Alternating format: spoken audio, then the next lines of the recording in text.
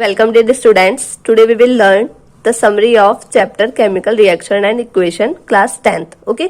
So बहुत ही कम points में आज हम पूरी समरी को कवर कर लेंगे. वीडियो को एंड तक देखना, आपको पूरा अच्छे से समझ आ जाएगा कि पूरे चैप्टर में है क्या.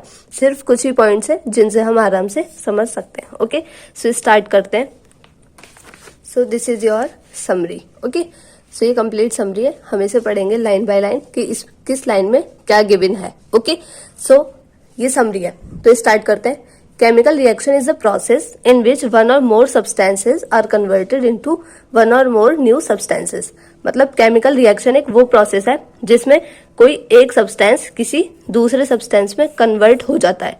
ओके. सो ये क्या है, हमारी केमिकल इक्वेशन है, केमिकल रिएक्शन है जब कोई नया सब्सटेंस फॉर्म हो. ठीक है, किसी सब्सटेंस से कोई दूसरा नया सब्सटेंस फॉर्म होता है, उसे हम कहते हैं केमिकल रिएक्शन. ओके. ठीक है. नेक्स्ट पॉइंट है chemical equation is representation of a chemical reaction. जो हम इक्वेशन लिखते हैं ना, लाइक हम लिखते हैं जैसे H2 plus O2 gives out 2H2O, इस तरह से, है ना. और अगर हम यहाँ बैलेंसिंग के लिए 2 लगा दे तो ये क्या बन गया, हाइड्रोजन और ऑक्सीजन मिलकर वाटर फॉर्म कर दिया इन दोनों ने. ओके. अब बैलेंसिंग की बात हम नेक्स्ट पॉइंट में करेंगे. सो नेक्स्ट पॉइंट है chemical equation is in which number of atom of each element same on both sides of arrow is called a balanced chemical equation. Like ये arrow है. ठीक है. ये जो हम arrow बनाते हैं किसी इक्वेशन को लिखते टाइम, तो जो यहाँ है और जो यहाँ है, मतलब जो इधर होता है जिससे बन रहा है वो रिएक्टेंट और जो बना वो प्रोडक्ट. ओके. सो दोनों साइड जब नंबर ऑफ एटम सेम हो, जैसे कि यहाँ पर 4H है, यहाँ पर भी 4H है, यहाँ 2O है, यहाँ भी 2O है. ठीक है. तो ये होती है हमारी balanced chemical equation. Okay. Next point है 5 types of chemical reaction.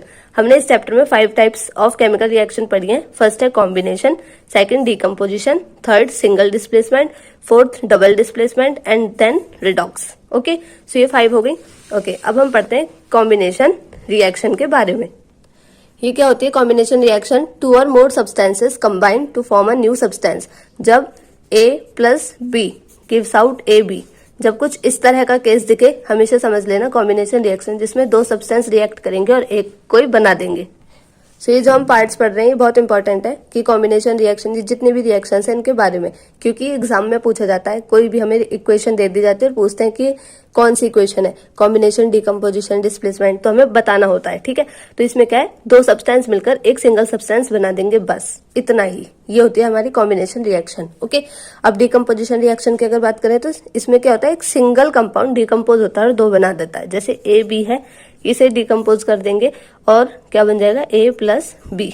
Okay. अब इसमें डिकम्पोजिशन जो होती है उसमें कुछ पार्ट्स आते हैं, जैसे कि इलेक्ट्रोलाइसिस होता है हमारा, जो इलेक्ट्रिसिटी की हेल्प से कोई एक सब्सटेंस 2 में कन्वर्ट हो जाता है. ठीक है. लाइट रिएक्शन होती है, मतलब जिसमें सनलाइट की वजह से एक कोई कंपाउंड दूसरे 2 कंपाउंड्स में कन्वर्ट हो जाता है. ओके. सो इस तरह से कुछ होता है. तो अभी हम नोट्स पढ़ रहे हैं तो हम बहुत ज्यादा डीप नहीं पढ़ेंगे, जो हमारे मेन पॉइंट्स हम उन्हें ही कवर कर रहे हैं. ठीक है. अब है डिस्प्लेसमेंट रिएक्शन, जिसमें 2 एटम्स एक दूसरे की पोजीशन को ले लेते हैं. लाइक इसमें है जैसे AB प्लस C. ठीक है. Gives out AC plus B. ये हो गया. तो इसमें क्या हुआ, ये जो AB और C है, ये AB यहाँ था, ये C था यहाँ, इन्होंने जो C है वो B की जगह आ गया और B C की जगह. इसमें सिर्फ जो 2 कंपाउंड्स हैं वो ही आपस में इंटरचेंज हुए, मतलब कि B और C उन दोनों ने ही अपनी जगह सिर्फ चेंज की. ओके. सो ये होता है हमारा, इसे हम सिंगल डिस्प्लेसमेंट भी बोलते हैं. अब है डबल डिस्प्लेसमेंट रिएक्शन. इसमें 2 एटम्स, मतलब कि इसमें 4 एटम्स. देखो 2 एटम्स, यहाँ पर हमें सिर्फ 1 एटम ने, एक ही एटम है कोई ऐसा जिन्होंने इंटरचेंज किया. अब 2 एटम इंटरचेंज करेंगे. और वो कैसे, जैसे अगर हमारे पास है, इस साइड देखते हैं थोड़ा, जैसे है AB प्लस CD. ओके. वो देंगे AC plus AD. Okay. So ये है. ठीक है. तो B C की जगह आ गया. ठीक है. और C किसकी जगह आ गया, B की. तो ये एक एटम हुआ. अब D. ठीक है. D किसके साथ आ गया हमारा, B के साथ, मतलब B और D, A और C. ठीक है. तो ये क्या हुआ हमारा, ये हो गया डबल डिस्प्लेसमेंट, जिसमें 2 कंपाउंड्स एक दूसरे की जगह पर आ गए. ठीक है. B की जगह पर D और C की जगह पर B की जगह पर C. ठीक है, मतलब AC बन गया और AD बन गया। तो इसमें दो कंपाउंड्स ने इंटरचेंज किया और इसमें सिर्फ एक कंपाउंड ने इंटरचेंज किया अपनी पोजीशन को। ओके, अब देखते हैं क्या है इसमें आगे। नेक्स्ट पॉइंट है हमारा reduction is loss of O2। जब ओके ये पॉइंट रह गया, इसे पढ़ते हैं। Oxidation is gain of O2, gain of O2 और लॉस ऑफ H। मतलब जैसे कोई कंपाउंड है, ठीक है, जिसमें AH प्लस BO, ठीक है, इस तरह से। तो अगर AO प्लस BH हो जाता है, ठीक है, तो इसे हम क्या कहेंगे? हम कहेंगे कि A का तो ऑक्सीडेशन हुआ है। क्यों? क्योंकि H रिमूव हुआ और O आया। या तो H रिमूव हो जाए या फिर O उसके पास आ जाए, तो उसे हम ऑक्सीडेशन कहते हैं, ठीक है। या वो अपना इलेक्ट्रॉन रिलीज कर दे। मीन्स अगर है हमारा कोई A और अगर वो A प्लस बन जाता है, ठीक है, तो मतलब उसने इलेक्ट्रॉन को रिलीज कर दिया। तो क्या होता है? रिलीज ऑफ इलेक्ट्रॉन को भी हम ऑक्सीडेशन बोलते हैं।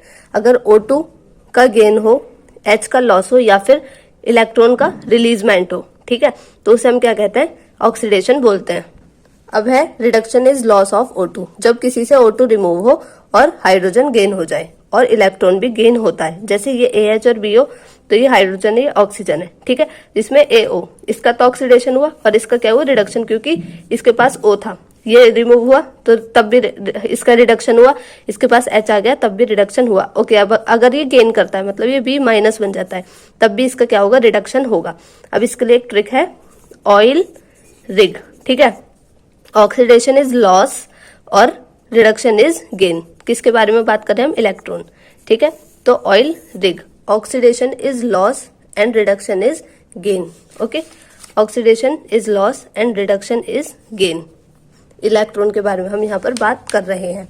अब है oxidation and reduction takes place simultaneously is called redox. मतलब अगर सेम टाइम पर अगर ऑक्सीडेशन और रिडक्शन हो रहे हैं सेम टाइम पर, तो हम उसे कहेंगे रिडॉक्स। लाइक ये वाला एग्जांपल, इसमें ऑक्सीडेशन और रिडक्शन सेम टाइम पर हो रहा है, इसलिए ये क्या है? एक रिडॉक्स रिएक्शन है।